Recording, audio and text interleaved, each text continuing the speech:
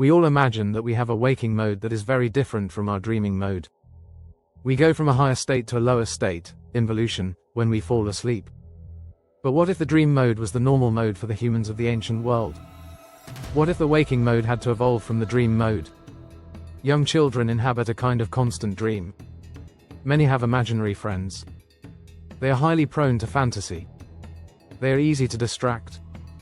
They are hyperactive. They don't focus on anything for long. Young children evolve into adults by imitating adults. But what if there was a time when no one behaved like an adult? There was no one to emulate. Imagine a world where people remained basically childlike all their lives. The world of 10,000 years ago was like that.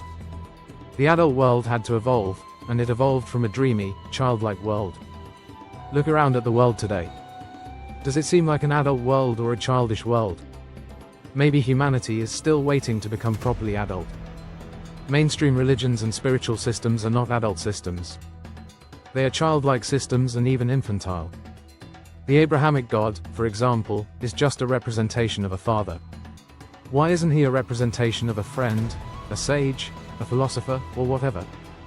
Why does he have a very specific role as an adult to dependent children? Should adults be in the game of wanting a cosmic daddy? Children are in that game, not authentic adults. Only a child would pray to his heavenly father. Seriously. No adult ever would. Adults don't infantilize themselves. They don't see themselves as children needing to be parented. Carl Jung said, just as the body bears the traces of its phylogenetic development, so also the human mind.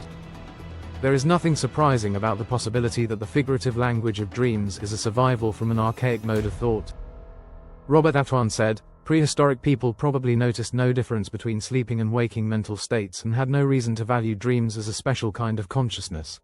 Our present dreams return us to a far earlier stage in the evolution of consciousness, one in which the logico-temporal skills we take for granted had not yet come into existence.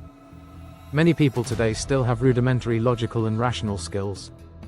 They are driven by feelings, mysticism and fantasy, like children. The world's mainstream religions and spiritual systems could not exist if humanity comprised rational and logical adults, capable of critical thinking. These systems rely on people being emotional, credulous, superstitious and gullible.